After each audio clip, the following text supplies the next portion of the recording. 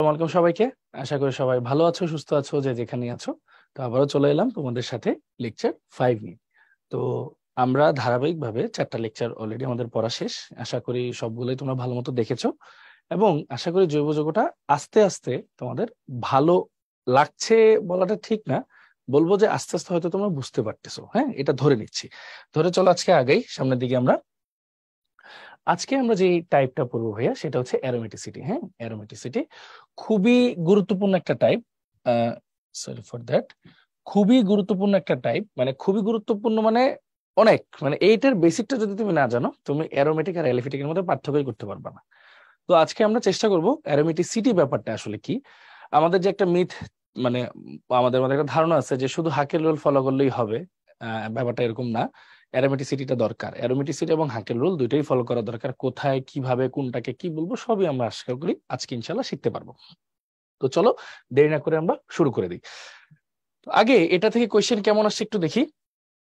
দেখো, এটাকে 3 স্টার গুরুত্ব দেওয়া হয়েছে একটা ছোট্ট কারণে, সেটা হচ্ছে রিসেন্ট কোয়েশ্চেন। দেখো জাহাঙ্গীরনগরে এটা আসছে, জগন্নাথেও আসে, বাট এটা হচ্ছে একদম বেসিক একটা চ্যাপ্টার, মানে বেসিক একটা টাইপ বলতে পারো। এই বেসিক টাইপটা যদি তুমি না বুঝো, তুমি ফার্দার যখন আগাবা তখন কনসেপ্ট গুলো ধরতে পারবা না, বা রেজোনেন্স ব্যাপারটা কি এগুলো ধরতে পারবা না। সো অবশ্যই এটা খুবই গুরুত্বপূর্ণ একটা টপিক। হ্যাঁ, আচ্ছা এবার আসি। আমরা তো আজকে অ্যারোমেটিক যৌগের বেসিক পড়বো। তো অ্যারোমেটিক যৌগগুলো আসলে এরকম চাকরিক ব্যাপার স্যাপার থাকে, এখানে কোনোটাই অ্যারোমেটিক যৌগ না। এটা জাস্ট একটা আবহ ফিল করানোর জন্য আর কি। হ্যাঁ, তো অ্যারোমেটিসিটি ব্যাপারটা আসলে অ্যারোমেটিক যৌগের সাথে রিলেটেড। অ্যারোমেটিসিটি ব্যাপারটা অ্যারোমেটিক যৌগের সাথে রিলেটেড, এবং এই অ্যারোমেটিসিটি বা অ্যারোমেটিসিটির ভিতরে যেসব বৈশিষ্ট্যগুলো আছে সেগুলো নিয়ে কাজ করতে অনেক বিজ্ঞানী অনেক বছর ধরে নিরলস পরিশ্রম করে গেছেন, বিভিন্ন মতবাদ দিয়ে গেছেন। সেই মতবাদগুলা কিভাবে হয়, কিভাবে কাজ করে, চলো আমরা একটু দেখি। তার আগে একটা ছোট প্রশ্ন করে নিই। এইগুলোর শেপ যে এরকম হবে এটা আমরা কিভাবে বুঝি? শেপ তো আসলে দেখা যাচ্ছে না, তাহলে আমরা কিভাবে বুঝি এগুলো শেপ যে এরকম হবে? একটা ছোট্ট জিনিস দিয়ে বুঝি, সেটাকে বলা হয় কাঙ্ক্ষিত উৎপাদ। হুম, ধরো আমার কাছে একটা যৌগ আছে। ধরো এক্স একটা যৌগ আছে। এই যৌগের সম্ভাব্য শেপ হতে পারে অনেক ধরনের, সাপোজ এ থেকে জেড, এরকম অনেক ধরনের শেপ হতে পারে। আমরা কি করি, এই শেপটা ডিটারমাইন করার জন্য ওকে বিভিন্ন বিক্রিয়কের সাথে বিক্রিয়া করাই। বিক্রিয়া করায় কিছু কাঙ্ক্ষিত উৎপাদ আছে, সেই উৎপাদের একটা সেট বের করি। উৎপাদের সেট, এটা হচ্ছে ধরো রিঅ্যাক্টেন্ট, এটা হচ্ছে প্রোডাক্ট। এটা হচ্ছে রিঅ্যাক্টেন্ট অফ ডিফারেন্ট শেপ। ঠিক আছে, ডিফারেন্ট শেপ। ডিফারেন্ট শেপের মানে অনেকগুলা রিঅ্যাক্টেন্ট আছে আমি জানি। মানে মেইন কথা হচ্ছে ধরো আমার কাছে একটা এক্স যৌগ আছে, এই যৌগের শেপটা কেমন আমি জানি না। আমি কি করছি, আমি ওকে অনেকগুলা বিক্রিয়কের সাথে বিক্রিয়া করাইছি। বিক্রিয়া করায় দেখো একটা বিক্রিয়ক ধরো পি, ওর সাথে বিক্রিয়া করলে কি উৎপাদ আসা উচিত সেটা সম্পর্কে আমাদের আইডিয়া আছে। কেমন আইডিয়া আছে? ধরো এক্স হচ্ছে পি এর সাথে বিক্রিয়া করলো, ও যদি কিউ উৎপাদ তৈরি করে তখন ওর শেপ হবে একরকম এ। যদি আর উৎপাদ করে তখন শেপ হবে ধরো বি এর মতো। এস উৎপাদ করে তখন হবে ধরো সি এর মতো। টি যদি উৎপাদ হয় তখন হবে শেপ ডি এর মতো, এরকম আর কি। সবগুলাই হচ্ছে কিন্তু আসলে প্রবাবিলিটির মতো ব্যাপারটা। হ্যাঁ, তুমি তো কখনো কোনো কিছু ফিক্স করে বলতে পারবা না। তার মানে আমরা আসলে কি জানলাম? আমরা জানলাম যে কোন একটা যৌগের যখন আমরা শেপটা বলতে চাই যে শেপটা কেমন হবে, তখন তার জন্য আমরা অনেক ট্রায়াল এন্ড এরর মেথডে কয়েকটা রিঅ্যাক্টেন্টের সাথে বা বিক্রিয়কের সাথে বিক্রিয়া করায় উৎপাদ, সম্ভাব্য উৎপাদ কোনটা আসে সেটার সাথে মিলিয়ে দেখি। তারপর আমরা তার শেপটা ডিটারমাইন করি যে শেপটা হবে এরকম বা কিরকম হবে সেটা ডিটারমাইন করি। হুম, তো ওরকমই একটা ঘটনা ঘটছে এই বেলায়। আসো একটু দেখি। এখন দেখতে পাচ্ছ এখানে একজন বিজ্ঞানী আছেন, ফ্রেডরিক অগাস্ট কেকুল। উনি, ওনার মাথায় দেখো একটা রিং আছে, শনির বলয়, যেটা শনি গ্রহের একটা বলয় থাকে না। এখন ওই বলয়ের মতো একটা মাথায় ঘুরতেছে, বাট অনেকটা দেখতে এটা সাপের মতো লাগতেছে। হ্যাঁ, ওনার মাথায় ঘুরতেছে। হ্যাঁ, এখন কথা হচ্ছে এটা দিয়ে আসলে কি বোঝাচ্ছে। ওকে, এখানে একটা ইন্টারেস্টিং স্টোরি আছে। এটা কতটুক কি মানে কি বলবো, সততা বা আহ, কি আছে না আছে এটা আসলে অন্য ব্যাপার, ডিবেট করাটা অন্য জিনিস। এটা নিয়ে ডিবেট আমরা করব না, বাট আমরা শিখতে তো দোষ নাই, জেনে রাখি। হ্যাঁ, দুইটা সাল আমি লিখে দিই, 1865, 1890। এই দুইটা সাল আমি লিখলাম, কেন লিখলাম সেটা একটু বলি। 1890 সালে একটা কনফারেন্স হয়েছিল, হুম, মানে সায়েন্টিস্টদের তাদের মতবাদ দেওয়ার জন্য কনফারেন্স হয়। ওই যে এখনকার দিনে তোমরা জানবে বিভিন্ন কনফারেন্স পেপার পাবলিশ করার জন্য একটা কমিটি বৈঠক, মানে কমিটি বৈঠক বসে। ওই বৈঠকে তোমাকে এক্সপ্লেইন করতে হয় তুমি কি বলতেছো, এটার এগেইনস্টে তোমাকে কিছু মতবাদ দিতে হয়, তারপর এটা গ্রহণযোগ্যতা লাভ করে, এরকম একটা কনফারেন্স। বা তুমি কি আবিষ্কার করলা বা কি নিয়ে কাজ করতেছো এটা সম্পর্কে একটু সবাইকে জানানো, সবাইকে কিছু একটা নতুন থিওরি দেওয়া, এরকম সায়েন্টিফিক একটা কনফারেন্স হয়। তো 1890 সালে এরকম একটা কনফারেন্স হয়েছিল। অগাস্ট কেকুল ওখানে ইনভাইটেড গেস্ট ছিলেন, ডিস্টিংগুইশড গেস্ট আর কি, ইনভাইটেড গেস্ট ছিলেন। উনি ওখানে গেছেন, গিয়ে বলছেন সেই দিন থেকে ঠিক 25 বছর আগে, 25 years ব্যাক, 25 বছর আগে উনি একটা স্বপ্ন দেখেছিলেন। উনি একটা স্বপ্ন দেখেছিলেন। স্বপ্নতে কি দেখেছিলেন? স্বপ্নতে দেখেছিলেন যে 6টা কার্বনওয়ালা একটা যৌগ, হাইড্রোজেন, হাইড্রোকার্বন আর কি, 6টা কার্বনওয়ালা যৌগ, প্রথম কার্বনটা শেষ কার্বনের সাথে যুক্ত আছে সাপের মতো। মানে কি? মানে প্রথম কার্বনের মাথাটা ধরো সাপের মুখ, আর শেষ কার্বনটা হচ্ছে লেজের মতো। ওই সাপটা কি করছে, তার লেজটাকে কামড়ে ধরে ঘুরতেছে। উনি এটা তার স্বপ্নে দেখছেন। উনি এটা তার স্বপ্নে দেখছেন, যে ভিজুয়াল ইফেক্ট, উনি এটা তার স্বপ্নে দেখছেন। স্বপ্নে দেখে উনি তারপর এটা নিয়ে কাজ করা শুরু করলেন। আচ্ছা, স্ট্রাকচার তাহলে এরকম হতে পারে। ও অনুযায়ী বিভিন্ন পরীক্ষা নিরীক্ষা করলেন, করে কাঙ্ক্ষিত উৎপাদ পেলেন, যে এরকম স্ট্রাকচার হলে এরকম উৎপাদ পাওয়া যাইতো।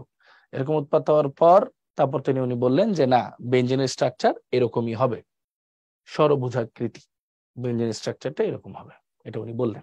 ঠিক আছে, এটা ছিল ওনার স্বপ্নের কথা, অগাস্ট কেকুলস ড্রিম। হুম, কেকুলস ড্রিম বলে। আচ্ছা, এখন তাহলে কি এরকম স্বপ্ন কি আর মানুষ দেখে নাই, বা এরকম কি আর কোনো মতবাদ দেয় নাই যে বেঞ্জিনের শেপ কেমন হবে? আছে, এরকম আর অনেক মতবাদ আছে। যেমন ডিভার স্ট্রাকচার আছে এরকম। তারপর এই যে আরো অনেক বিজ্ঞানীর নাম আছে, আমি জাস্ট কয়েকজনের স্ট্রাকচার দেখাচ্ছি। দেখো প্রত্যেকটা কেসেই কিন্তু C6H6 আণবিক সংকেত কিন্তু আমরা জেনে যাই, হ্যাঁ, বিক্রিয়া করে ভর নিয়ে সবকিছু করে আমরা জেনে যাই আসলে আণবিক সংকেত সবগুলোই দেখো C6H6।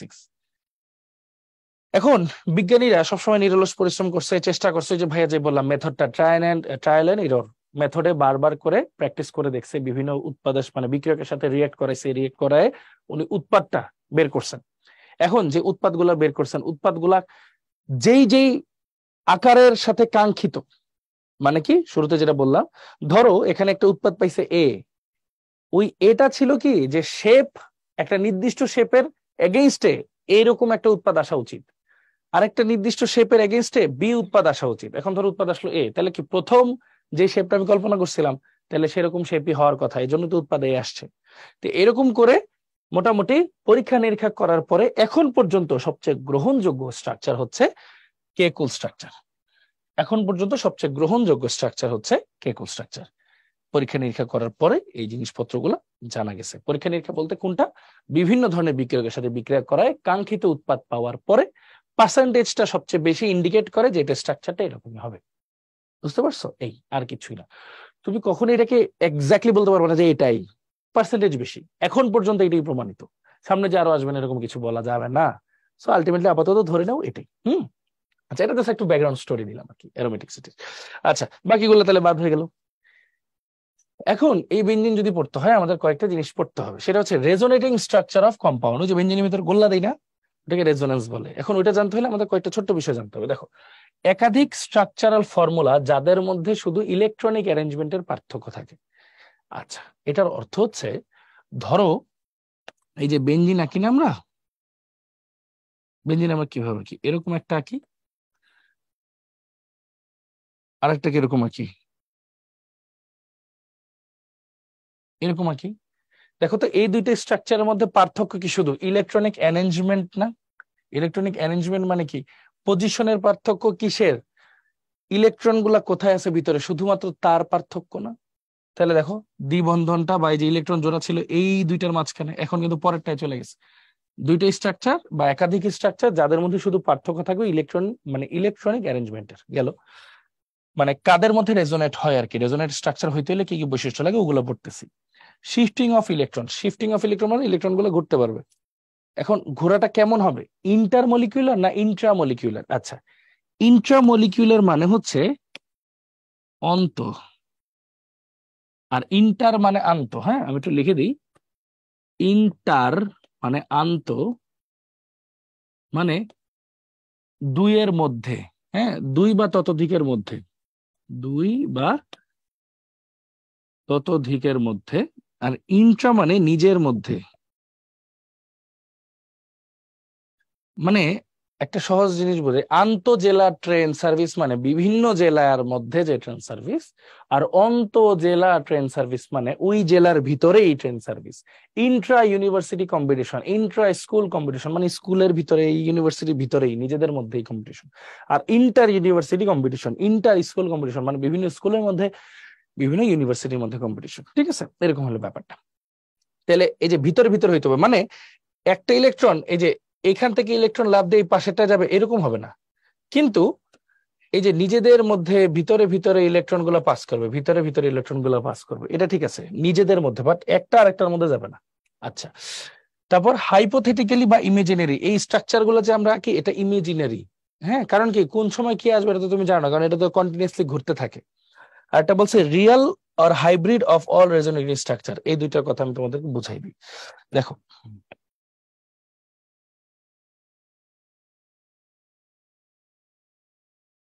ওকে,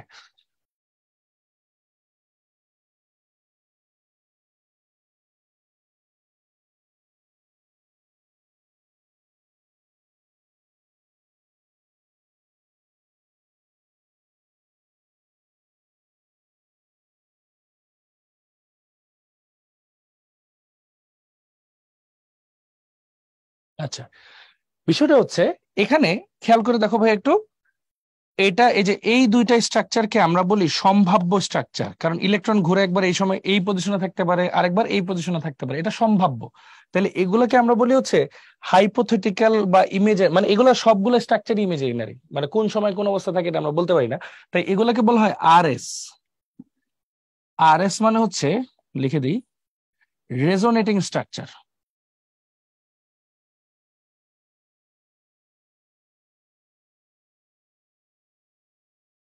আরএস মানে কি ভাইয়া, রেজোনেটিং স্ট্রাকচার। হ্যাঁ, রেজোনেন্স করতেছে, রেজোনেটিং স্ট্রাকচার। আর এই যে এদের যে পরিণতি, এই যে দেখো এদের মধ্যে যে যে গোল্লাটা দেয়, গোল্লা মানে কি ওভারঅল, আমরা এইভাবেই প্রকাশ করি সব সময়, যেটা ফাইনাল প্রকাশনী, মানে এটাকেই বাংলাতে দুই ভাগ পাওয়া যায়, কিন্তু এটাকে আমরা ফাইনালি এভাবেই লিখি সব সময়। এটাকেই বলা হয় হাইব্রিড বা রিয়েল স্ট্রাকচার। হ্যাঁ, এটাকে বলা হয় হাইব্রিড বা রিয়েল স্ট্রাকচার। তাহলে এটাকে বলা হাইব্রিড বা রিয়েল স্ট্রাকচার। তাহলে আমরা মোটামুটি আইডিয়া পেয়ে গেছি রেজোনেটিং স্ট্রাকচার কোনটা, হাইব্রিড বা রিয়েল স্ট্রাকচার কোনটা। ঠিক আছে, তাহলে আশা করি আমাদের আর এটা নিয়ে কোনো সমস্যা হওয়ার কথা না। ওকে, তাহলে এটা মোটামুটি আমরা কয়েকটা বিষয় দেখলাম যে এরকম রেজোনেন্স হইতে হলে, মানে ইলেকট্রনের যে ঘূর্ণন, এটা হইতে হলে কি হইতে হবে। হ্যাঁ, এখন রেজোনেন্স জিনিসটা কি সেটা নিয়ে একটা কোয়েশ্চেন আসছে, দেখাবো। দেখো, এই যে দেখো যেটা নিয়ে ভাইয়া বলতেছিলাম, রেজোনেন্স স্ট্রাকচার কি, এই যে ঘুরতেছে যে নিজেদের মধ্যে এটা, আর এটা হচ্ছে হাইব্রিড স্ট্রাকচার। হাইব্রিড হচ্ছে ওভারঅল, এটা হচ্ছে ওভারঅল হাইব্রিড বা রিয়েল স্ট্রাকচার। হ্যাঁ, আর এটাকে বলতেছি আমরা রেজোনেন্স স্ট্রাকচার। ঠিক আছে, তো এটা হচ্ছে ওরই দুইটা ভার্সন, ওরই দুইটা ইমাজিনারি ভার্সন আর কি। হ্যাঁ, আর এটা হচ্ছে রিয়েল স্ট্রাকচার। ঠিক আছে, ওকে। তো আমরা যে গোল্লাটা দিই, গোল্লাটা আসলে ছোট করে দেওয়া উচিত না, বড় করে ভরাট করে দেওয়া উচিত, এটা দিয়ে বোঝায় যে এটা ঘুরতেছে আসলে। হ্যাঁ, আচ্ছা, এইবার আসলে বুঝি রেজোনেন্স জিনিসটা কি। হ্যাঁ, এই যে মেইন একটা কথায় চলে আসছি, রেজোনেটিং স্ট্রাকচার অফ কম্পাউন্ড। এখন আমরা যে টপিকটা পড়বো সেটা হচ্ছে কনজুগেশন। কনজুগেশন, এটাই হচ্ছে রেজোনেন্স বা অনুরণন, এটাকে বলা হয় রেজোনেন্স বা অনুরণন। ঠিক আছে, অনুরণন, ঘোরার ক্ষমতা। এখন অনুরণন হইতে হইলে তোমার এই যে কোনো চারটার যে কোনো একটা বৈশিষ্ট্য থাকতে হবে। কি কি? Pi sigma plus, pi sigma lone pair বা মাইনাস, মানে লোন পেয়ার, মুক্ত জোড় থাকা নেগেটিভ হওয়া একই কথা। কিভাবে জানো? ওই যে মনে আছে আমরা HCl এর একটা জিনিস পড়ছিলাম, হাইড্রোজেনের এই যে একটা ইলেকট্রন ওর কাছে, এটা হচ্ছে হাইড্রোজেন ইলেকট্রন, আর এটা ক্লোরিনের ইলেকট্রন, কিন্তু দুইটাই তো ওর কাছে থাকে। তো এটাকে আমি ক্লোরিন মাইনাস লিখি, তার অর্থ কি, একটা ইলেকট্রন তো নিজের, আর একটা এক্সট্রা ইলেকট্রন, এই জন্য তার মানে মুক্ত জোড় আর মাইনাস একই কথা বোঝায় আর কি, একই সিগনিফিকেন্ট। হ্যাঁ, দুইটাই electron. Pi sigma free radical, আর পাই সিগমা পাই, এইগুলা থাকলে আমরা তখন বলবো ওদের মধ্যে রেজোনেট হওয়া সম্ভব। এই চারটার বৈশিষ্ট্য থাকলে আমরা তখন বলবো এদের মধ্যে কি হওয়া সম্ভব, রেজোনেন্স হওয়া সম্ভব। কথাটা কি বুঝতে পারছি? এগুলা থাকলে তাহলে এই জিনিসটা কি আসলে ভাইয়া, চলো একটু দেখি, প্রত্যেকটার এক্সাম্পল দেখি। দেখো পাই সিগমা প্লাস মানে কি, ধরো তোমার কাছে এরকম আছে CH2 double bond CH3 CH2 plus, ধরো তোমার কাছে আছে হচ্ছে CH2 প্লাস। এটার অর্থটা কি? এটার অর্থ হচ্ছে, খেয়াল করো এখানে হবে কি, এই যে এটা তো একটা ইলেকট্রন, এক্সট্রা ইলেকট্রন, তাই না?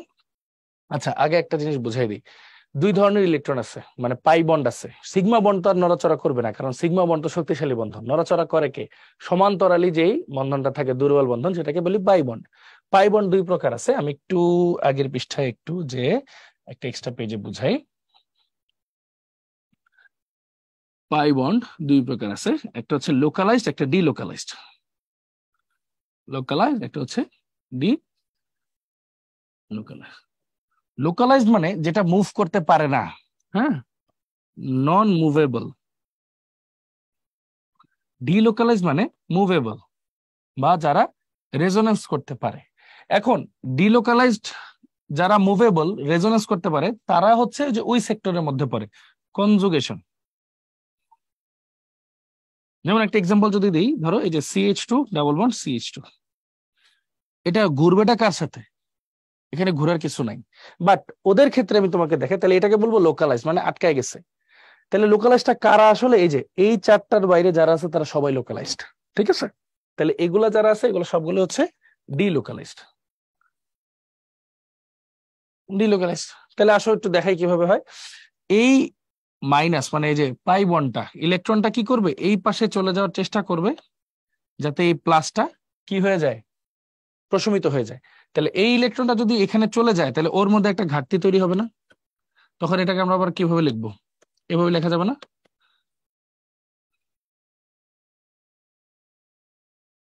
দেখছো, আবার কিন্তু এটা আবার এখানে যাবে, আবার এটা এখানে যাবে, কিভাবে সেম, এই পাই আবার এখানে যাবে, তখন ওর মধ্যে একটা প্লাস তৈরি হবে। তো এরকম আর কি ব্যাপারটা, খেয়াল করছো? তাহলে রেজোনেন্স, এটাও কিন্তু রেজোনেন্স, ঘূর্ণন, হ্যাঁ, এটা অ্যালিফ্যাটিক রেজোনেন্স আর কি। আচ্ছা, এটা হইতে পারে। তারপর কি বলছে, পাই sigma lone pair. Pi sigma lone pair বা পাই সিগমা মাইনাস, এটা কেমন হয় চলো এটা একটু দেখি। ধরো পাই, আচ্ছা এটার একটু মেনশন করে দিই, দেখো এটা হচ্ছে পাই সিগমা প্লাস, এই যে এভাবে আর কি, হ্যাঁ, পাই সিগমা প্লাস। তাহলে এটাও একটু আমরা করি, পাই সিগমা মাইনাস, এরকম করলাম ধরো, হ্যাঁ। তাহলে পাই সিগমা মাইনাস বা লোন পেয়ার যেটাই হোক, এরকম করলাম। তাহলে এটা যদি করি, খেয়াল করে এটা কি করবে, এই দেখো পাই, এই যে পাই আছে এখানে, সিগমা আছে আর এখানে মাইনাস আছে।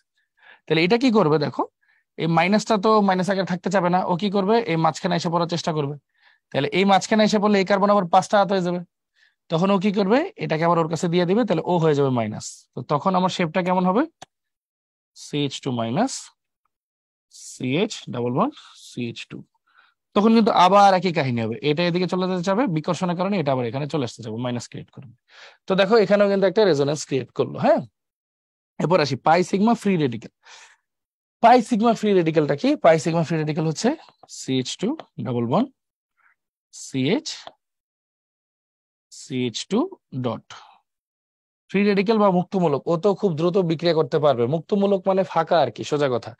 ও দ্রুত বিক্রিয়া করতে চাবে আরেকজনের সাথে, ঠিক আছে, এটাই হচ্ছে থিম। তো ও যদি দ্রুত বিক্রিয়া করতে চায়, দেখো এই যে পাই সিগমা মুক্তজোর এরকম অবস্থায় আছে। তো মুক্তজোর অবস্থায় থাকা মানে কি, ওর কাছে ডাবল ইলেকট্রন আছে। ও কি করবে, এই ডাবল ইলেকট্রন সামনে পাস করে দিবে, পাই বন্ড করার চেষ্টা করবে। তাহলে এই পাই বন্ড যে আবার পাঁচটা হাত হয়ে যাবে এই কার্বনের, তখন আবার ওর কাছে পাঠাতে ওরে আবার ফ্রি রেডিক্যাল বানাই দিবে, সেম কাহিনী। দেখো তাহলে ও হয়ে যাবে আবার CH2 dot CH double bond CH2, এই তো হয়ে গেল। Last but not the least, pi sigma pi. এটা খুব সহজ উদাহরণ কোনটা জানো ভাইয়া, এই দেখো তোমাদের সবার প্রিয় বেনজিন। দেখো পাই সিগমা পাই, দেখছো পাই সিগমা পাই মানে এটা এদিকে যাবে, এটা এদিকে যাবে, এটা এদিকে যাবে, এরকম করে গেলে কি হয়, পরে রেজোনেন্স স্ট্রাকচারটা চেঞ্জ হয়, ঠিক না? তাহলে এটাও এখন দেখো পাই সিগমা পাই। তার মানে আবার এটা এদিকে, এটা এদিকে, এটা এদিকে, এরকম করে চেঞ্জ করতে থাকবে। তো দেখো এই চারটা ক্রাইটেরিয়া হচ্ছে আমাদের জানা লাগবে। সবচেয়ে বেশি তো এই নিচেরটা পাই সিগমা পাই। তাহলে এটা আমরা কি বুঝলাম ভাইয়া? তাহলে ফার্স্টে কি বললাম যে আমাদের সিগমা বন্ড তো সরাসরি অধিক্রমণের ফলে তৈরি হয়, তার মানে এটা অনেক শক্তিশালী, এটা সহজে ভাঙবে না। তাহলে মুভ করতে পারবে, এরকম ঘূর্ণনশীল বা রেজোনেন্স অনুরণন তৈরি করতে পারে কে? Pi bond. এখন পাই বন্ড দুই প্রকার, লোকালাইজড, ডিলোকালাইজড। যেসব পাই বন্ড ঘুরতে পারে তাদেরকে বলা হয় ডিলোকালাইজড। ঠিক আছে? তো ডিলোকালাইজড হইলে হবে কখন? যখন এই চারটা শর্ত যে কোনো একটা ফলো করবে, এছাড়া বাকি সবগুলোই লোকালাইজড। তাহলে শর্তগুলো কি? Pi sigma pi, pi sigma plus, pi sigma minus, pi sigma free radical, শেষ হয়ে গেল। তাহলে এটা আমাদের কনজুগেশন। এটা কিন্তু খুবই গুরুত্বপূর্ণ একটা টপিক, এটা একটু ভালো মতো বুঝে নিতে হবে আমাদের। হ্যাঁ, গুড। তাহলে চলো এবার একটু সামনে আগে। এই যে কয়েকটা এক্সাম্পল ভাইয়া যেগুলো মাত্র বুঝাইছি, যে এটা আমাদের কি ছিল ফার্স্টে? পাই sigma plus, pi sigma minus. এই যে প্রথমটা দেখো, পাই, সরি কালার দেখা যাচ্ছে না, পাই সিগমা পাই, দেখছো হয়ে গেছে। তারপর দেখো পাই সিগমা লোন পেয়ার বা ইলেকট্রন, যেটাই ধরো হয়ে যাবে। তারপর দেখো পাই সিগমা ডট ফ্রি রেডিক্যাল। তারপর দেখো পাই সিগমা প্লাস। দেখছো যে কোনো ভাবেই আসলে এটা সম্ভব। দেখছো এই চার ভাবে আর কি, অবশ্যই। তাহলে এগুলো হচ্ছে delocalised pi bond, delocalised pi bond, এই চারটা বৈশিষ্ট্য থাকে। ঠিক আছে, হয়ে গেল কনজুগেশন। ওকে, এখন আমরা পড়বো বেনজিনের রেজোনেন্স থিওরি, বেনজিনের বিশেষ ধরনের অসম্পৃক্ততা। হ্যাঁ, তো ছোট্ট কয়েকটা বিষয় বলি। কেকুল তো আসলে এই দুইটার কথা বলছে। এই যে এই দুইটা হচ্ছে কি রেজোনেটিং স্ট্রাকচার, তাই না? পড়ছি না রেজোনেটিং স্ট্রাকচার, মানে ওই যে ইলেকট্রন গুলো একবার এই পাশে আর পরের বার এই পাশে। হ্যাঁ, তারপর তো একটা কি হয়েছে, মানে শেপ ধারণ করে। বাট এখানে একটা ব্যাপার আছে, এটা হচ্ছে প্ল্যানার হেক্সাগন। হেক্সাগন মানে বুঝো? হেক্সাগন মানে হচ্ছে ষড়ভুজ, শুধু ষড়ভুজ এটা। ঠিক আছে, এখন একটু খেয়াল করে দেখো, এটাই তো বেনজিনের শেপটা আর কি। বেনজিনের শেপটা মাঝখানে যে গোল্লা আছে আর কি, মাঝখানে গোল্লা আছে। এখন খেয়াল করে দেখো, কার্বন কার্বন ইথেন যেটা, এদের বন্ধন দূরত্ব দেখো 0.154 ন্যানোমিটার। ইথিলিনে দেখো কত, আরেকটু কম, মানে এক বন্ধনের দূরত্ব বেশি থাকে, দুই বন্ধনে একটু কাছে আসে, 0.134। কিন্তু খেয়াল করো তো ভাইয়া, বেনজিনের যে কার্বন কার্বন দ্বিবন্ধন থাকে তার মাঝখানে দূরত্বটা দেখো 0.139। মানে একক বন্ধন আর দ্বিবন্ধনের মাঝামাঝি না এটা? তার মানে ওর যে দ্বিবন্ধনটা সেটা কিন্তু একটু অন্যরকম। খেয়াল করো এই যে শেপটা দেখো, ও মানে নর্মালি যখন দ্বিবন্ধন হয় তখন শেপটা কি হয়, বড় মানে ছোট হয়। কিন্তু দেখো নর্মালি সিঙ্গেল বন্ড থাকলে 0.154 এরকম হবে, ডাবল বন্ড হলে কত হবে, 0.134 এরকম হওয়ার কথা না? কিন্তু দেখো শেপ গুলো কিন্তু একটু ডিফারেন্ট ডিফারেন্ট, দেখছো? কারণ কি, বেনজিনের যে মানে ডাবল বন্ড আর সিঙ্গেল বন্ড, এটা সবসময় কিন্তু এই রীতিটা মেনটেন করে না। বেনজিনেরটাই আলাদাই শেপ, দেখো বেনজিনেরটা আলাদা শেপ, 0.139। মানে হচ্ছে ও হচ্ছে একক বন্ধন দ্বিবন্ধন কোনটার মতোই, মানে নর্মাল একক বন্ধন মানে অ্যালকেন অ্যালকিন কোনটার মতো এক্সাক্ট কাজ করে না, ও মাঝামাঝি একটা কাজ করে। এই জন্য তার শেপটা মানে শেপটা একটু অন্যরকম হয়। এই তো এই যে এখানে দেখতেই পাচ্ছ ডিলোকালাইজড পাই বন্ড কি করছে, এটা আমি তোমাদেরকে একটু চিত্র এঁকে দেখাই দিই, তাহলে একটু ভালো মতো বুঝবা। এটাই তোমাদেরকে বোঝানোর উদ্দেশ্য এটাই, যে বেনজিনের অসম্পৃক্ততা একটু অন্যরকম কেন, কারণ দেখো তার বন্ধন দূরত্ব একটু অন্যরকম, একক বন্ধন আর দ্বিবন্ধনের মাঝামাঝি, তো তার শেপটা একটু অন্যরকম হয়। আচ্ছা, এই যে চিত্রটা দেখতেছো, এটা আসলে কিভাবে ফর্ম করে সেটা তোমাদেরকে আমি এখন একটা নিজে ছবি এঁকে বুঝাই দিই, তাহলে আর একটু ক্লিয়ার হবা। ধরো বেনজিন আমি আঁকি। হ্যাঁ, এটা carbon carbon carbon carbon carbon carbon carbon, ঠিক আছে? তো 1 2 3 4 5 6 6টা। তো আমরা বেনজিনের স্ট্রাকচার যদি আঁকতাম ভাইয়া, এরকম না? কেন এখানে আবার আঁকতেছি, একটু বোঝানোর জন্য একটা জিনিস।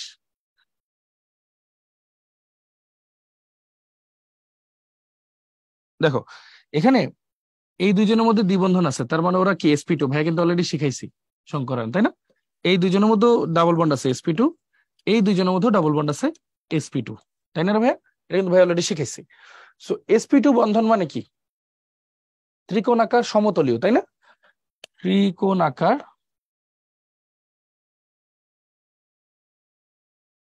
সমতলীয়, তোমরা ফোকাস করবা এই কথাটায়, সমতলীয়, সমতলীয় কথাটা ফোকাস করবা। আচ্ছা, sp2 সংকরণ যেহেতু বুঝতেই তো পারতেছো, pz অসংকরিত, পিজেড অসংকরিত, প্রত্যেকটারই পিজেড অসংকরিত, তাহলে প্রত্যেকটার অসংকরিতটা আঁকি।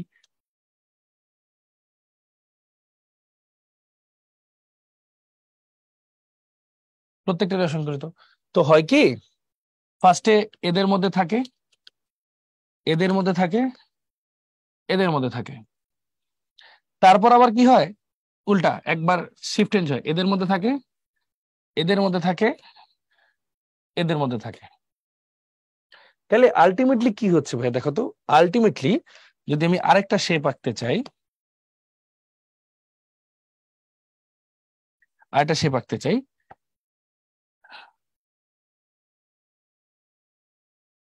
আলটিমেটলি আমরা কি বলতে পারি, যে উপরের লেয়ার গুলা, এই যে উপরের যে লেয়ার গুলা তারা একটা শেপ ধারণ করে, আর নিচের যে লেয়ার গুলা তারা কিন্তু আরেকটা শেপ ধারণ করে, মানে বুঝছো, উপরের পি এর উপরের গুলা একটা, নিচের গুলা আরেকটা, এরকম ডুয়েল একটা শেপ ধারণ করতেছে না, ঘুরতেছে না, এই যে এরকম আর কি, দেখো উপরে একটা নিচে একটা, তাহলে এরকম দুই ভাবে ঘুরতেছে, এটি আর কিচ্ছু না, সোজা জিনিস।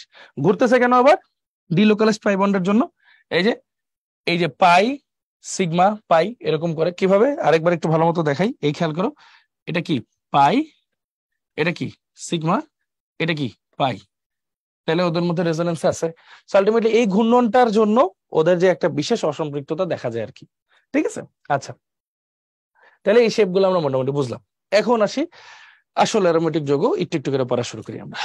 তাহলে দেখো, সহজ অর্থে আশা করি আমরা আগের টপিক গুলো ভালো মতো বুঝতে পারছি, রেজোনেন্স কনজুগেশন এই বিষয়গুলা, বা কিভাবে রেজোনেন্স স্ট্রাকচার হাইব্রিড স্ট্রাকচার রাখতে হয়, এগুলো আশা করি বুঝতে পারছি। তো দেখো, অ্যারোমেটিক যৌগ হচ্ছে, সহজ অর্থে যদি বলি, বেনজিন ও বেনজিনের মতো গঠন বিশিষ্ট যৌগ সমূহকে অ্যারোমেটিক যৌগ বলা হয়। বেনজিন ও বেনজিনের গঠন বিশিষ্ট, মানে বেনজিনের মতো, এটা সহজ অর্থে আর কি, আরো অনেক ডিপ কনসেপ্ট আছে, যৌগ সমূহকে অ্যারোমেটিক যৌগ বলা হয়। যেমন বেনজিন, টলুইন, অর্থোজাইলিন, এখানে একটু ভুল আছে, এটা হবে হচ্ছে CH2 CH3, এই যে ইথাইল বেনজিন, ন্যাপথালিন, অ্যানথ্রাসিন, এগুলো আর কি। হ্যাঁ, আচ্ছা, তো এগুলা আসলে কিভাবে ডিটারমাইন করব দেখাচ্ছি।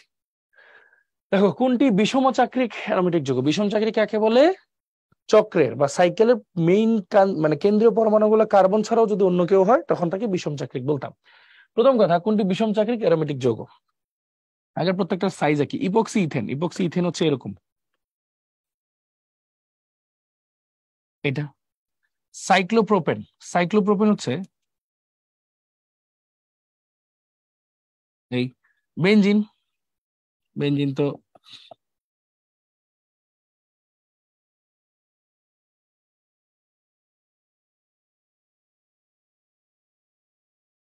বেনজিন, পিরিডিন,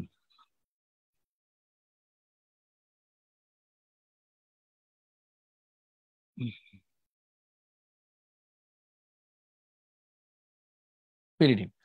আচ্ছা, এখন এখানে যে বিষয়টা কাজ করতেছে সেটা হচ্ছে, একটা কোয়েশ্চেন করতে পারো যে ভাই, এটা তো আমার ইয়ে হয়েছে বিষম চাকরিক, এটা বিষম চাকরিক আমি মানছি, এটা বিষম চাকরি, বাট এটা অ্যালিফেটিক। এখন ভাই কেমনে বুঝবো অ্যালিফেটিক না অ্যারোমেটিক, শিখবো একটু পরে, আপাতত ধরে নাও এটা, এগুলো সব সুষম চাকরি। আর এটাই থাকতেছে, এটা কিন্তু আসলে অ্যারোমেটিক যৌগ, বাট এটা বিষম চাকরি কেন, নাইট্রোজেনের জন্য। সো আমার অ্যান্সারটা কি হবে, পিরিডিন। বিষম চাকরিক অ্যারোমেটিক যৌগ কোনটা, আমার অ্যান্সার হবে পিরিডিন। ওকে, সিম্পল। আচ্ছা, এবার আসি, দেখো, প্রায় 350 থেকে 400 ডিগ্রি সেলসিয়াস তাপমাত্রায় অ্যালুমিনা গুঁড়া দিয়ে অ্যালকোহলের বাষ্পকে চালনা করলে এক অনু পানি অপসারিত হয়ে কি উৎপন্ন হয়। এই কোশ্চেনটা রাখছি আমি একটু অন্য কারণে, এই কোশ্চেনটা এই টপিকের সাথে রিলেটেড না, বাট মজার ব্যাপার হচ্ছে 350 400 ডিগ্রি সেলসিয়াস দেখলে আমরা চোখ বন্ধ করে বেঞ্জিন দেখাই ফেলি, ওই যে আয়রনের মধ্যে দিলে ইথাইন থেকে বেঞ্জিন পাওয়া যায়, বাট এটা ওরকম না, আমি এটার জন্য সতর্কতার জন্যই রাখছি। অ্যালকোহল বলছে, ধরো যে কোনো একটা অ্যালকোহল নাও, ধরো CH3 CH2OH নিলাম, এটাকে কি করলাম, অ্যালুমিনা গুঁড়া, অ্যালুমিনিয়াম অক্সাইডের গুঁড়া দিয়ে 350 ডিগ্রি সেলসিয়াস থেকে 400 ডিগ্রি সেলসিয়াস তাপমাত্রা উত্তপ্ত করলাম, চালনা করলে এখনো পানি বের হবে। এখনো পানি মানে অপসারণ করা, মানে এখান থেকে যদি একটা OH যায়, তাহলে দাঁড়াও, এটাকে একটু ভেঙে লিখি সুন্দর করে। ভাই কি বলছিলাম, একটা কার্বন থেকে একটা OH যাওয়া মানে কি, ওর ঘনত্ব আবার বাড়ায় দিবে, তাহলে পাশেরটা থেকে একটা H যাবে, পানির অণু অপসারণ যেহেতু বলছে, তাহলে একটা পানি যদি বের হয় তাহলে আলটিমেটলি কি তৈরি হচ্ছে ভাইয়া দেখো তো, ইথিন, তাই না, CH2 ডাবল বন্ড CH2 মানে অ্যালকিন, অ্যালকিন তৈরি হচ্ছে। সো তো এই হবে অ্যালকিন। এটাই এটাই বোঝানোর জন্য যে টেম্পারেচার দেখলে বেঞ্জিন দিয়ে দিবা না, আগে বোঝার চেষ্টা করবে জিনিসটা কি। হ্যাঁ, তো আশা করি এটা আমরা সবাই কম বেশি বুঝতে পারছি। ওকে, এইবার আসি আসল কথায়। একটা ওভারঅল রিভিউ দেখাই আগে, দাঁড়াও। একটা ওভারঅল রিভিউ দেখো যে অ্যারোমেটিসিটির মেইন যে বিষয়টা, মানে হাকেল নীতি বলি, অ্যারোমেটিসিটি বলি, যে অ্যারোমেটিক যৌগ হওয়ার শর্তগুলো কি কি। অ্যারোমেটিক যৌগ হওয়ার শর্ত হচ্ছে চারটাই মানতে হবে। এই চারটার প্রথম তিনটাকে বলি অ্যারোমেটিসিটি, লাস্টেরটাকে বলি হাকেল নীতি। চলো আমরা দেখি। প্রথমে অ্যারোমেটিসিটি। অ্যারোমেটিসিটি কি? যৌগটিকে সমতলীয়, সমতলীয় বলতে আসলে sp2 সংকরায়ন বোঝায়। জৈবটোর যে মানে যৌগগুলা যে কার্বন গুলা থাকবে বা যে কোনো মৌল থাকবে তাকে sp2 সংকরণে সংকরিত হতে হবে, sp2। তাহলে sp2 কেন হইতে হবে? কারণ sp2 এর শেপ কি ছিল মনে আছে? ত্রিকোণাকার সমতলীয়। এই সমতলীয় শব্দটা স্টার মার্ক দিছিলাম। এই সমতলীয়র কারণে হচ্ছে যৌগটিকে sp2 সংকরণে প্রত্যেকটা কার্বনকে হতে হবে এক। ও এক চাকরিক হতে হবে। এক চাকরিক হতে হবে মানে হচ্ছে এটা ওই যে দেওয়ার যে স্ট্রাকচারটা ছিল না, একটু দাঁড়াও, এই যে ওর জন্য দিছিল আর কি। হ্যাঁ, যে ওর চক্রটা দেখো, যে মাঝখানে কিন্তু একটা চক্র না, মাঝখানে যে একটা দাগ আছে, এই দাগ থাকা যাবে না। মানে ওদের পরীক্ষায় দেখা গেছে যে যতই উৎপাদ আসছে না কেন এরকম কোনোটার সাথে লিঙ্ক নাই। হ্যাঁ, তো এই জন্যই বলছে এক চাকরিক হতে হবে বা এক চাকরিকের গুণিতক হতে হবে, এরকম আর কি। হ্যাঁ, এই কোনো হাফ চক্র হইতে পারবে না, এটাই বুঝাইছে, আর কিছু না। আচ্ছা, পরে হচ্ছে, হ্যাঁ এটা গেল। অণু সমতলের উপর ও নিচে অবশ্যই সঞ্চরণশীল ডিলোকালাইজড পাই ইলেকট্রন থাকতে হবে। ডিলোকালাইজড পাই ইলেকট্রন মানে কি? ওই যে ভাইয়া যেটা তোমাদেরকে দেখালাম, চারটা শর্ত থাকলে এই জিনিসটা সম্ভব, মানে রেজোনেন্স হইতে পারবে। ঠিক আছে, চারটা। তো এই দুইটা দিয়ে একটা শর্ত বোঝায় আর কি, দেখাচ্ছি। বৃত্তাকার চক্রের প্রতিটি পরমাণুর পি অরবিটাল পরস্পর সমান্তরাল অবস্থান করবে যাতে চক্রের চারপাশে অবিচ্ছিন্ন অধিক্রমণ থাকে। পি অরবিটাল পরস্পর সমান্তরাল না থাকলে, যে sp2 সংকরণ, পি অরবিটাল যদি না থাকে তাহলে আরেকটা এক্সট্রা পি, মানে sp2 সংকরণে থাকা মানে কি একটা পি অলরেডি আছে, ওই পি দিয়েই তো সে আসলে যে সমান্তরাল ডিলোকালাইজ পাই ইলেকট্রনকে ঘুরাইতে পারবে, এটাই, আর কিছু না। ঠিক আছে, আচ্ছা, ডিলোকালাইজ হইতে হলো যে চারটা বৈশিষ্ট্য যেটা আমরা পড়লাম, কি কি? Pi sigma plus, pi sigma minus or lone pair, pi sigma free radical, pi sigma pi, এরকম। আচ্ছা, তো এগুলো মোটামুটি দেখলাম। আর একটা হলো হাকেল নীতি। হাকেল নীতি কি বলছে? সমান্তরাল পি অরবিটাল গুলোর অধিক্রমণে অবশ্যই 4n+2 সংখ্যক পাই ইলেকট্রন থাকতে হবে। পাই ইলেকট্রন থাকতে হবে যেখানে এন এর মান হচ্ছে পূর্ণ সংখ্যা। এটার অর্থ হচ্ছে, ধরো বেঞ্জিনের ক্ষেত্রে যদি একটু চিন্তা করি, উনি বলছে যে 4n+2 এটা হচ্ছে কিসের সংখ্যা? পাই ইলেকট্রনের সংখ্যা। বেঞ্জিনের ক্ষেত্রে দেখো তো পাই বন্ধন কয়টা? 1 2 3 পাই বন্ধন, তাহলে পাই ইলেকট্রন কয়টা? 6টা, কারণ প্রতিটা বন্ধনে দুটো করে ইলেকট্রন থাকে, তাহলে 6। তাহলে এনটা পূর্ণ সংখ্যা আসে কিনা একটু খেয়াল করি।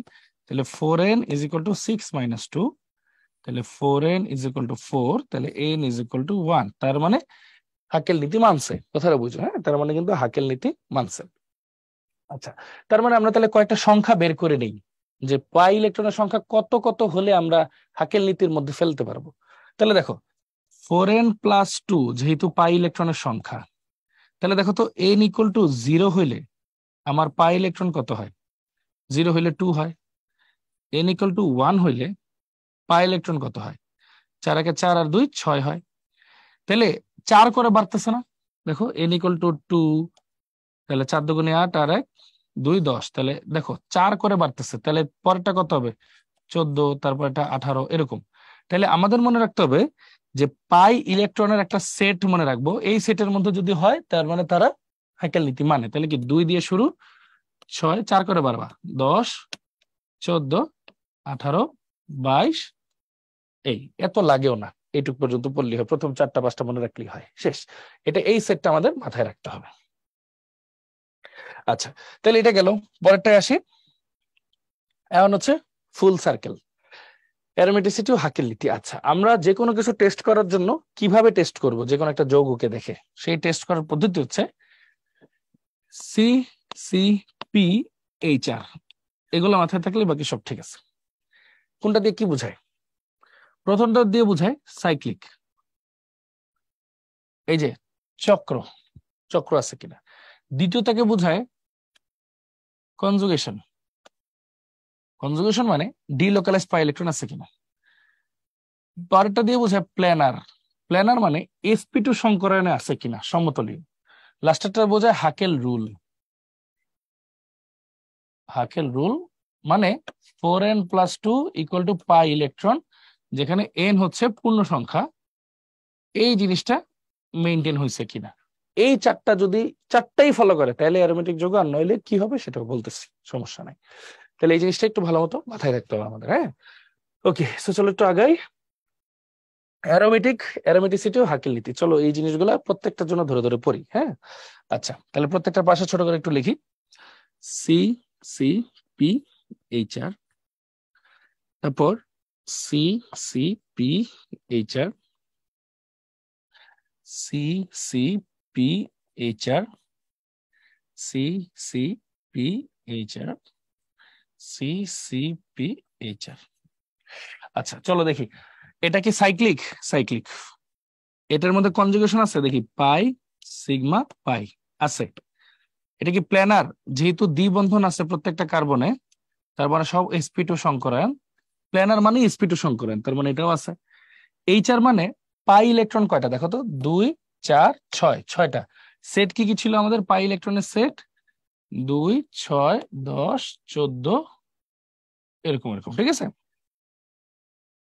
আচ্ছা, তো এটা গেল, তার মানে এইচআরও মিলছে, তার মানে ও কি যৌগ? ও হচ্ছে অ্যারোমেটিক, সিল দিয়ে দিলাম। ঠিক আছে, পরেরটা দেখে আসো। সাইক্লিক, দেখতেই মনে হচ্ছে সাইক্লিক। কনজুগেট আছে কিনা দেখো, পাই সিগমা পাই। এই পাশে দেখি পাই সিগমা পাই, তো দুইটাই কনজুগেট আছে, সমস্যা নেই। প্ল্যানার, প্ল্যানার মানে দেখো দ্বিবন্ধন আছে, দ্বিবন্ধন আছে, দ্বিবন্ধন দ্বিবন্ধন দ্বিবন্ধন, মানে সবগুলোর sp2 সংকরণ আছে, সো প্ল্যানার। এবার এইচআর পাই ইলেকট্রন মিলছে কিনা দেখো তো, 1 2 3 4 5, 5টা পাই বন্ধন, মানে ইলেকট্রন কয়টা? 10টা। 10 তো আছে, তার মানে এইচআরও মিলছে, তার মানে ও কি অ্যারোমেটিক কম্পাউন্ড, সিল দিয়ে দিলাম। পরেরটা আসি, পিরিডিন। দেখো পিরিডিনের কি অবস্থা, সাইক্লিক দেখতে মনে হচ্ছে। কনজুগেশন পাই সিগমা পাই মিলছে, তো কনজুগেশন আছে। প্ল্যানার, প্ল্যানার মানে কি দেখো, দ্বিবন্ধন দ্বিবন্ধন দ্বিবন্ধন, সব কার্বন কিন্তু sp2, তাহলে sp2 সংকরণ আছে, হইলো। এবার খেয়াল করো, এইচআর হাকেল রুল মানে কিনা কয়টা? 1টা 2টা 3টা পাই, মানে 6টা ইলেকট্রন, 6 তো আছে, তার মানে ও মানে, তার মানে ওকেও আমরা কি বলবো? অ্যারোমেটিক কম্পাউন্ড, সিল মেরে দিলাম। ফিউরান দেখি, সাইক্লিক মানলাম। কনজুগেশন আছে কিনা দেখো, পাই সিগমা লোন পেয়ার আছে না, মুক্তজোড় আছে। আচ্ছা, তাহলে কনজুগেশন মিলছে। তারপর দেখো প্ল্যানার, প্ল্যানার মানে কি দেখো, কার্বন গুলা কিন্তু ডাবল বন্ডে আছে, মানে sp2।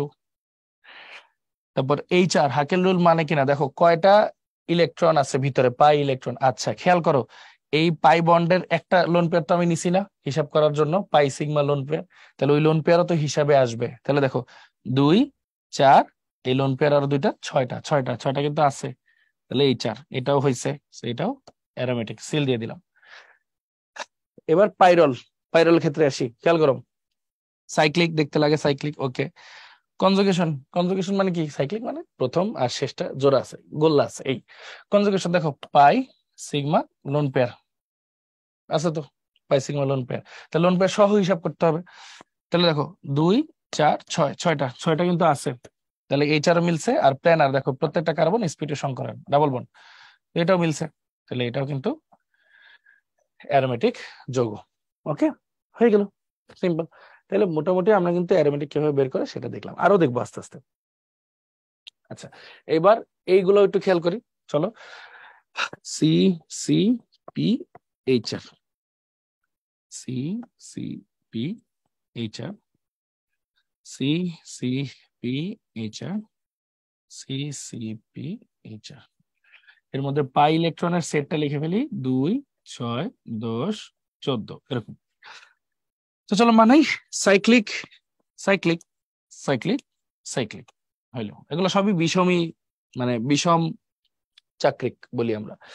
আচ্ছা, এবার হইলো কনজুগেটর, কনজুগেশন। দেখো পাই সিগমা পাই, আমাদের কিন্তু এই মুক্তজোড়টা দরকার পড়ে নাই, পাই সিগমা পাই হয়ে গেছে। আচ্ছা, তাহলে ইলেকট্রন কটা? 2 4 6, 6টা ইলেকট্রন, দেখো কনজুগেশন মিলছে, 6টা ইলেকট্রন মিলছে।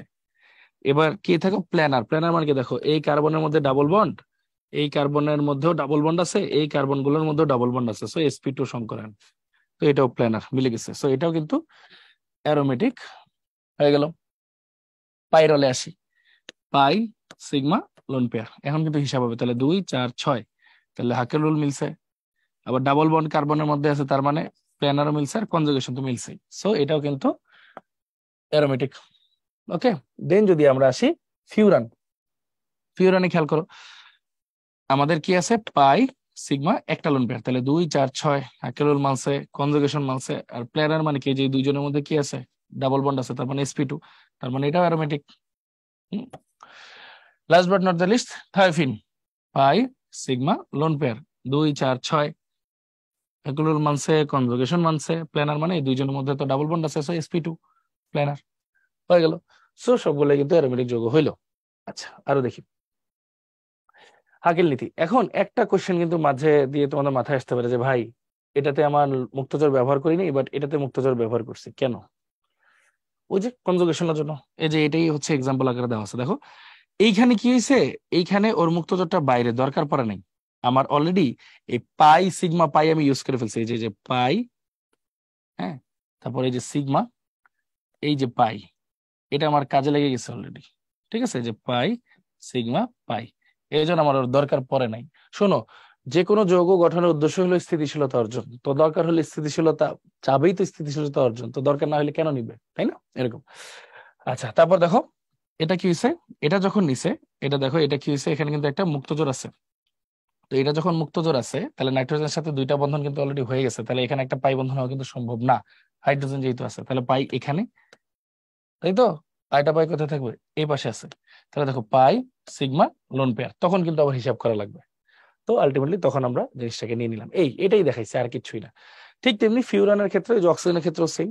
দেখো অক্সিজেনে তো দুইটা হাত ইউজ হয়ে গেছে, তাহলে এখানে কোনো পাই বন্ধন হবে না, তাহলে এখানে একটা পাই বন্ধন, এখানে একটা পাই বন্ধন, তাহলে পাই সিগমা, তখন একটা মুক্তজোরকে আমার কাজে লাগাতে হবে, পাই সিগমা লোন পেয়ার। এই মানে আমার যখন যেটা দরকার আমি তখন এটা কাজে লাগাবো, এছাড়া দরকার নাই। হুম, আচ্ছা, গেল। এবার আসি হাকেল নীতি, এগুলো একটু দেখি, খুবই গুরুত্বপূর্ণ এগুলো। হ্যাঁ, সেম কয়েকটা আমি একটু লিখে দিই আগে। C C P H R, C C P H R, C C P H R, C C P H R. আচ্ছা, খেয়াল করো মনোযোগ দিয়ে, এখানে সাইক্লিক, সবগুলোই cyclic, cyclic cyclic cyclic cyclic.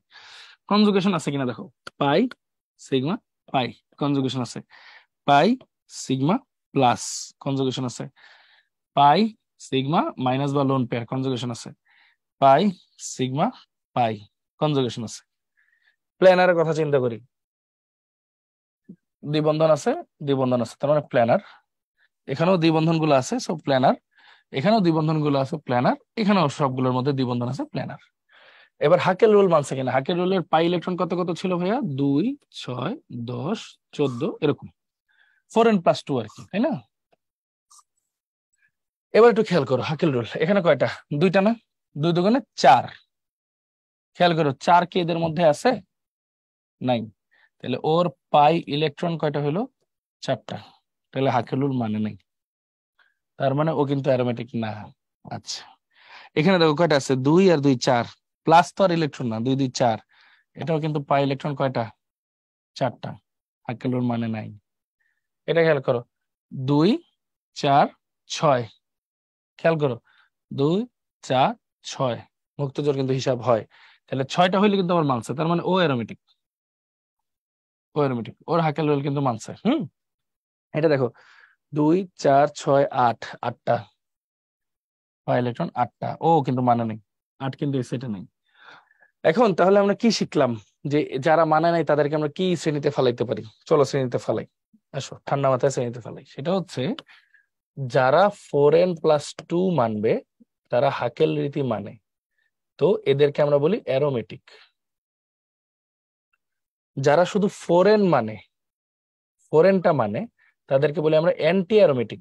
এরা খুবই আনস্টেবল যৌগ, এরা খুবই আনস্টেবল, দ্রুত বিক্রিয়া করে ফেলে, হ্যাঁ, এরা অনেক আনস্টেবল, আনস্টেবল যৌগ। আর যারা এই দুইটার কোনোটাই মানে না, কোনোটি মানে না, এদেরকে বলবো নন অ্যারোমেটিক। এদেরকে বলবো নন অ্যারোমেটিক। ঠিক আছে, তার মানে আমরা কি বুঝলাম ভাইয়া? আমরা বুঝলাম এটা কিন্তু 4 এর গুণিতক, তাই না? 4n মানে এটা হলো অ্যান্টি অ্যারোমেটিক। 4 এর গুণিতক অ্যান্টি অ্যারোমেটিক মানে অনেক আনস্টেবল, এগুলো সহজে থাকে না, এগুলো বিক্রিয়া করে ফেলে দ্রুত। এটাই অ্যান্টি অ্যারোমেটিক দেখানোর উদ্দেশ্য হচ্ছে এটা দ্রুত বিক্রিয়া করে ফেলে। এখন কথা হচ্ছে ভাই অ্যারোমেটিক কি অ্যারোমেটিক না? সহজ বাংলায় বলেন, যেটা অ্যারোমেটিক সেটা তো অ্যারোমেটিক, বাকি সব অ্যালিফেটিক, শেষ। আর এগুলো কেমন অ্যালিফেটিক? এগুলো হচ্ছে আনস্টেবল অ্যালিফেটিক, বিক্রিয়া করে ফেলে, শেষ। আচ্ছা, এটা হচ্ছে অ্যান্টি অ্যারোমেটিক আর 4 এর গুণিতক অ্যান্টি অ্যারোমেটিক। সবাই ক্লিয়ার? যেটা অ্যারোমেটিক সেটা অ্যারোমেটিক, বাকি সব হচ্ছে অ্যালিফেটিক। আর এইগুলো অ্যালিফেটিকের মধ্যে সাইকেল আছে, চক্র আছে, সবকিছুই আছে, বাট এগুলো আনস্টেবল, দ্রুত বিক্রিয়া করে, যেগুলো অ্যান্টি অ্যারোমেটিক 4 এর গুণিতক 4n। আর যেগুলো নন অ্যারোমেটিক সেগুলো তো নর্মাল স্থিতিশীল। ঠিক আছে, আচ্ছা, তাহলে এটা মোটামুটি আমরা বুঝলাম। এবার আসি হাকেল নীতি। এইটা না কোয়েশ্চেন মোটামুটি অনেকটা বোর্ডেও আসে, এটা হচ্ছে তোমার কোয়েশ্চেনও দেয় মাঝে মাঝে। হ্যাঁ, এটা খুবই ক্রিটিক্যাল একটা কনসেপ্ট বলতে পারো। তো চলো এই জিনিসটা একটু বোঝার চেষ্টা করি, যে তোমার কাছে 3টা আয়ন আছে, সাইক্লোপ্রোপিন, সাইক্লোপ্রোপিনিয়াম, প্রোপানায়ন, সবগুলাই আছে, মানে পজিটিভ নেগেটিভ মাইনাস সবগুলাই আছে। খেয়াল করো তো, এই সবগুলার সিসিপিএইচআর বের করি চলো। সিসিপিএইচআর, সিসিপিএইচআর, সিসিপিএইচআর। তো পাই ইলেকট্রন কিভাবে হিসাব করব? 2 6, আগের পৃষ্ঠা কি ঠিক লিখছিলাম? হ্যাঁ, 2 6 10 14। তো দেখো এখানে এটা সাইক্লিক, এটাও সাইক্লিক, এটাও সাইক্লিক। কনজুগেট মানে হচ্ছে ওই যে ডাবল বন্ড থাকলেই কনজুগেট, ডাবল বন্ড আছে কনজুগেট, সরি কনজুগেট না তো, সাইক্লিক। আমি ইয়ার কথা বলতেছি, ডাবল বন্ড থাকলে planar, planar, planar. Huckel rule এখানে আছে, কেমনে কি এটা পরে হিসাব করতেছে। আগে দেখো পাই সিগমা প্লাস কনজুগেশন আছে, পাই সিগমা মাইনাস বা লোন পেয়ার আর কি একটা জোড়া, তাহলে এখানেও কি আছে? কনজুগেশন আছে। পাই সিগমা সিগমা, এখানে কোনো কনজুগেশন নাই, তাহলে এটা কিন্তু বাদ, এটা বাদ, অ্যারোমেটিক না, মানে এলিফেটিক আর কি। এখন খেয়াল করো হাকেল রুল মানে কোনটা, খেয়াল করো তো ভাইয়া। এখানে প্লাস তো আর কোনো ইলেকট্রন না, শুধু এখানে 2টা ইলেকট্রন আছে, এই 2টা ইলেকট্রন আছে, সো এখানে হাকেল রুল 2, মানে এটা হাকেল রুল মানে, তার মানে এটা অ্যারোমেটিক, এটা অ্যারোমেটিক, মানে যেটা প্লাস সেটা হচ্ছে অ্যারোমেটিক। এবার খেয়াল করো এখানে কয়টা ইলেকট্রন? এখানে আছে 2টা পাইয়ের জন্য, আর ওই যে মাইনাস মানেই তো 2টা ইলেকট্রন পড়ছিলাম আমরা, তাহলে টোটাল কয়টা ইলেকট্রন হলো? 4টা পাই ইলেকট্রন। 4টা হলে তো এটা হবে না আসলে, তাহলে এটা কিন্তু ক্রস চলে গেল, এটা হাকেল দিতে মানলো না, কিন্তু 4টা ইলেকট্রন থাকা মানে কি 4 এর গুণিতক, এটা অ্যান্টি অ্যারোমেটিক, আর এটা নন অ্যারোমেটিক। মানে একটা সাইক্লোপ্রোপিনের 3টা ভার্সন, একটা নর্মাল, একটা প্লাস, একটা মাইনাস। প্লাসটা হলো অ্যারোমেটিক, মাইনাসটা হলো অ্যান্টি অ্যারোমেটিক, মানে খুবই অ্যালিফেটিক, এই 2টাই অ্যালিফেটিক। এটা হচ্ছে খুবই আনস্টেবল, দ্রুত বিক্রিয়া করে ফেলে, এরকম একটা অ্যারোমেটিক অ্যালিফেটিক, আর এটা হচ্ছে নর্মাল অ্যালিফেটিক, শেষ। সো অ্যারোমেটিক যেটা অ্যারোমেটিক, বাকি সবগুলো অ্যালিফেটিক, এরকম করে চিন্তা করবো আমরা। তো গেল আমাদের এই হিসাবটা। তাহলে এটা কিভাবে রেজোন্যান্স কাজ করে, ওই যে পাই সিগমা প্লাস কিভাবে করে দেখো। ফার্স্টে প্লাস আছে, তখন কি করবে? এই প্লাসটাকে প্রশমিত করতে ও এদিকে চলে যাবে, ও এদিকে চলে গেলে কি হবে? ওর মধ্যে একটা প্লাসের তৈরি হবে, এই দেখো ওর মধ্যে একটা প্লাসের তৈরি। এটাকে প্রশমিত করতে এ আবার এখানে চলে আসার চেষ্টা করবে, তখন ওর মধ্যে একটা প্লাসের তৈরি হবে। এভাবে করে ওদের মধ্যে রেজোন্যান্স চলতে থাকবে। ঠিক আছে, সিম্পল হিসাব। ওকে, তার মানে আবার একটা জিনিস এই পাশে আছে, যেহেতু এটা লিখে দিই। এই যে দেখো এইটা কি আঁকতেছি, দেখো এগুলা কিন্তু সবগুলা রেজোনেটিং স্ট্রাকচার, তাই না? রেজোনেট হইতেছে। আর এটাকে, এই যে এটাকে আমরা কি বলবো একসাথে, যেটাকে লেখা হয় হাইব্রিড স্ট্রাকচার বা রিয়েল স্ট্রাকচার। ঠিক আছে, এভাবে আমরা লিখতে পারি। Simple, plain and simple answer আমাদের। ওকে, দেন আসো একটু সামনে আগে। হাকেল নিয়ম প্রযোজ্য হয় নিচের কোন যৌগে? চলো প্রত্যেকটা যৌগ আঁকি। সাইক্লোহেক্সেন, সাইক্লোহেক্সেন যদি আঁকি, সাইক্লোহেক্সেন যদি আঁকি, সাইক্লো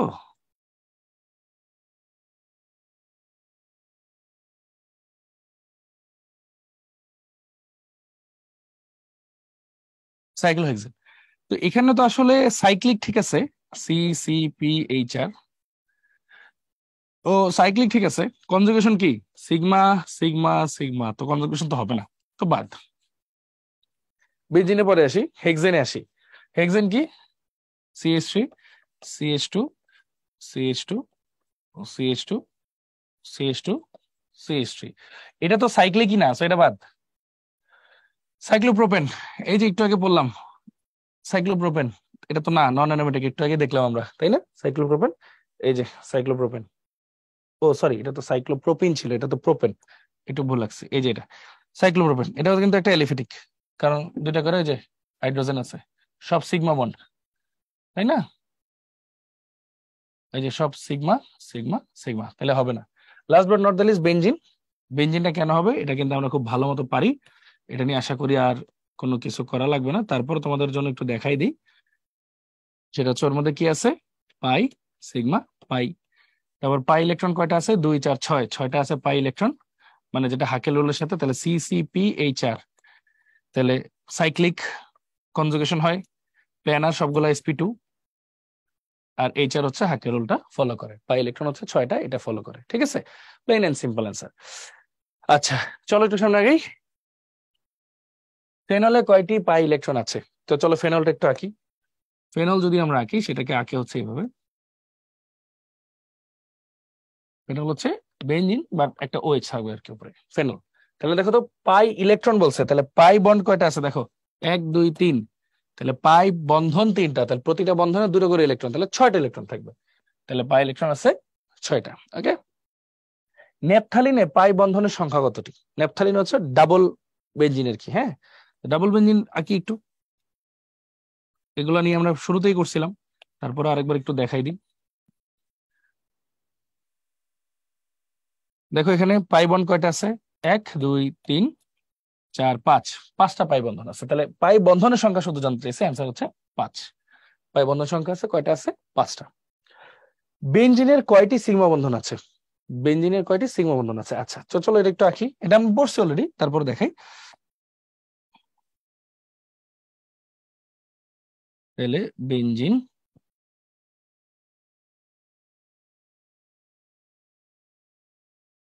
বেনজিনের তাহলে সিগমা বন্ধন দুই ধরনের, একটা হচ্ছে কার্বন কার্বন সিগমা বন্ধন, একটা হচ্ছে কার্বন হাইড্রোজেন সিগমা বন্ধন, ঠিক আছে? সিগমা, তাহলে দেখো কার্বন কার্বন কয়টা, 1 2 3 4 5 6, 6টা।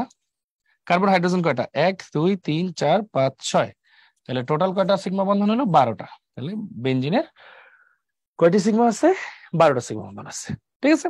গেল। ওকে ওকে, তাহলে আজকের মতো আমাদের লেকচার এইটুকুই। তো যেটা ভাইয়া বলবো, যে আমরা আজকে যে জিনিসপত্রগুলো পড়লাম, তাহলে একটা বিষয় আশা করি ক্লিয়ার হয়েছি, যে যারা অ্যারোমেটিসিটি, অ্যারোমেটিসিটি কি, অ্যারোমেটিক যৌগসমূহের স্পেশাল বৈশিষ্ট্য, কয়টা বৈশিষ্ট্য, 3টা। কি কি? সাইক্লিক, কনজুগেট, কনজুগেট বা কনজুগেশন, আর এটা কি, প্ল্যানার, sp2, sp2 হাইব্রিডাইজেশন, এইগুলা, হ্যাঁ। কনজুগেশন কি, ওই যে 4 প্রকার আমরা যেটা দেখলাম, pi sigma pi, pi sigma plus, pi sigma free radical, pi sigma মুক্তজোড় অথবা মাইনাস, এগুলা মানে এগুলা সবগুলো কার মধ্যে পড়ে ভাইয়া, delocalised pi bond, delocalised pi bond বা পাই ইলেকট্রন আর কি, হ্যাঁ, যেটাকে বলি আর কি আমরা ডিলোকালাইজড পাই ইলেকট্রন। তো অ্যারোমেটিসিটি হচ্ছে এই 3টা অ্যারোমেটিক যৌগের বিশেষ বৈশিষ্ট্য, প্লাস হাকেল রুল, হাকেল রুল, এগুলা যারা ফলো করে তারা সবাই হচ্ছে অ্যারোমেটিক, আর বাকি সবাই হচ্ছে অ্যালিফেটিক, বাকি সবাই অ্যালিফেটিক। তো এইভাবে করে কিন্তু আমরা আসলে সুন্দর মতো জিনিসগুলো বুঝতে পারবো। আর 2 ধরনের স্ট্রাকচার ভাই আজকে বললাম, রেজোনেটিং স্ট্রাকচার, হাইব্রিড স্ট্রাকচার বা রিয়েল স্ট্রাকচার। তারপর কেকুলের জিনিসগুলো কিভাবে আসলে না আসলো, সেগুলো একটা গল্প আকারে আমরা দেখার চেষ্টা করলাম। তো আশা করি আমাদের হচ্ছে, আমরা যেভাবে পড়তে চাইছি, আশা করি আমাদের আজকের উদ্দেশ্যটা সফল হয়েছে। সেটা হচ্ছে যে অ্যারোমেটিসিটিটা বুঝানো। আমরা যে বারবার বলি বেনজিনের বিশেষ ধরনের অসম্পৃক্ততা, বিশেষ ধরনের অসম্পৃক্ততা, এটা বিশেষ ধরনটা কি, এই যে বিশেষ ধরন। তার মানে আমরা আজকে থেকে এই জিনিসটা ক্লিয়ার থাকলাম, যে শুধুমাত্র হাকেল নীতি মানলেই যে বেনজিন হবে, মানে অ্যারোমেটিক যৌগ হবে, এরকম না। হাকেল নীতির সাথেও অবশ্যই অ্যারোমেটিসিটিটা মানতে হবে। তো আশা করি সবাই বুঝতে পারছি। তো সবাইকে, যেটা সবসময় লিখি, অনেক অনেক ধন্যবাদ। তো থ্যাংক ইউ সো মাচ সবাইকে কষ্ট করে ধৈর্য ধরে ক্লাসটা করার জন্য। তো সবাই ভালো থেকো, সুস্থ থেকো, আল্লাহ হাফেজ, আসসালামু আলাইকুম সবাইকে।